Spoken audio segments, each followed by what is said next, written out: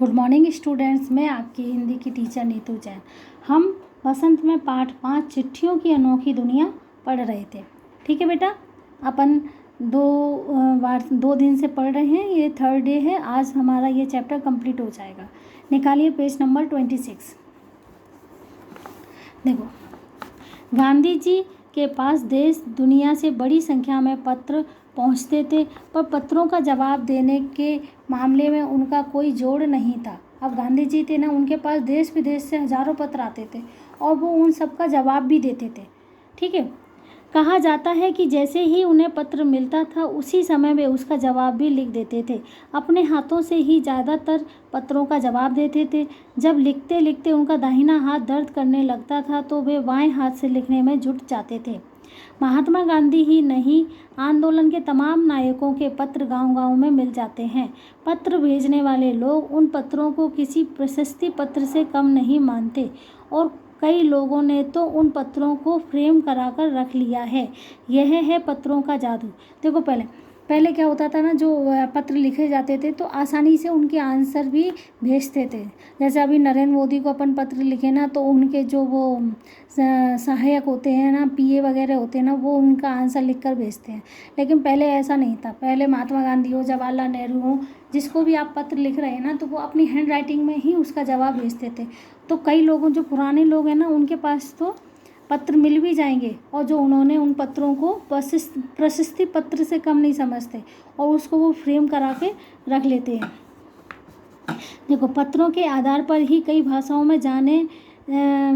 में जाने कितनी किताबें लिखी जा चुकी हैं। वास्तव में पत्र किसी दस्तावेज से कम नहीं है।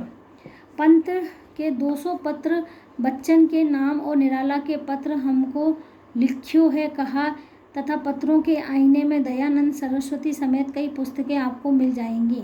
कहा जाता है कि प्रेमचंद खास तौर पर नए लेखकों को बहुत प्रेरक जवाब देते थे तथा पत्रों के जवाब में वे बहुत मुस्तैद रहते थे। इसी प्रकार नेहरू और गांधी जी के लिखे गए रविन्द्रनाथ टैगोर के पत्र भी बहुत प्रेरक हैं। महात्मा और कवि के नाम से महात्मा गांधी और रविन्द्रनाथ टैगोर के बीच सन 1915 से 1941 के बीच के पत्राचार का संग्रह प्रकाशित हुआ है, जिसमें बहुत से नए तथ्यों और उनकी मनोदशा का लेखा जोखा मिलता है। पत्र व्यवहार की परंपरा भारत में बहुत पुरानी है, पर इसका असली विकास आज़ादी के बाद ही हुआ है।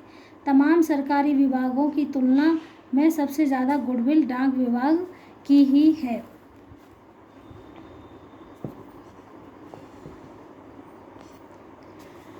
इसकी एक खास वजह यह भी है कि यह लोगों को जोड़ने का काम करता है। घर घर तक इसकी पहुंच है। संसार के तमाम उन्नत साधनों के बाद भी चिट्ठी पत्री की हैसियत बरकरार है। शहरी इलाकों में आलीशान हवेलियां हों या फिर झोपड़पट्टियों में रह रहे लोग, दुर्गम जंगलों से घिरे गांव हों या फिर बर्फबारी के बीच जी रहे पहाड़ों के लोग, समुद्र तट पर रह रहे मछुआरे हों या फिर रेगिस्तान की ढाणियों में रह रहे लोग, आज भी खतों का ही सबसे अधिक बेसब्री से इंतजार होता है।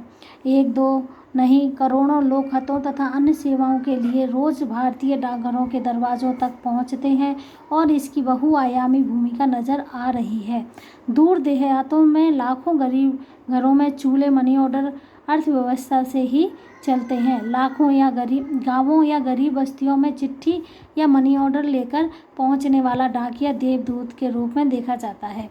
अब यहाँ पर क्या बता रहे हैं कि जो पत्र हैं वो, देखो, चिट्ठी पत्री की हैसियत बरकरार है। शहरी इलाकों में आलीशान हवेलियां हों या फिर झोपड़पट्टियों में रह रहे लोग। अब यहाँ पत्र की महत्ता बताइए कि चाहे वो शहर के लोग हों, चाहे झोपड़पट्टियों में रह रहे हों, चाहे दुर्गम जंगलों में रह रहे हों या बर्फबारी के बीच जो अपने आर्मी के लोग हैं और जो बर्फ़ की वाले स्थानों में रहते हैं, बर्फीले स्थानों में रहते हैं, या वो पहाड़ों पर रहते हैं या समुद्र तट पर रहते हैं, या मछुआरे हों जो समुद्र तट पर रहते हैं, या रेगिस्तान की ढाणियों में रह रहे लोग हों, वो सभी आज भी पत्रों का बेसब्री से इंतज़ार करते हैं। आज भारतीय डाकघरों के दरवाजे तक पहुंचते हैं और कई लोग, करोड़ों लोग भारतीय जो डाक व्यवस्था के दरवाजे हैं, डाक ऑफिस है, पोस्ट ऑफिस है, वहाँ पर पहुंचते हैं। लाखों गरीबों घरों के चूल्हे मनी ऑर्डर व्यवस्था से ही चलते हैं। अब देखो, जो लाखों लोगों के जो घर है ना, वो मनी ऑर्डर से ही चलता है। और मनी ऑर्डर भी अपने पोस्ट ऑफिस से ही आता है, डाक व्यवस्था से ही आता है।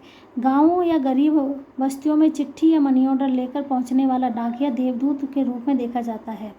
कि जो गरीब लोग हैं, जो बूढ़े माँ बाप हैं, जो अपने बेटे की मनी ऑर्डर से ही उनका घर चलता है, तो वो डाकिया को अपने भगवान के समान, देवदूत के समान ही मानते हैं। ठीक है बेटा, ये चैप्टर अपना ख़त्म हो गया। ये किसने लिखा था? अरविंद कुमार सिंह ने। ठीक है, ये राइटर भी आप याद रखते जाना चैप्टर वाइज, क्योंकि वन वर्ड के क्वेश्चन आंसर में पूछ लिया जाता है कि इस पाठ के लेखक कौन थे। ठीक है, आज का वर्क मैं आपको सेंड कर दूँगी। ओके, गुड डे बेटा।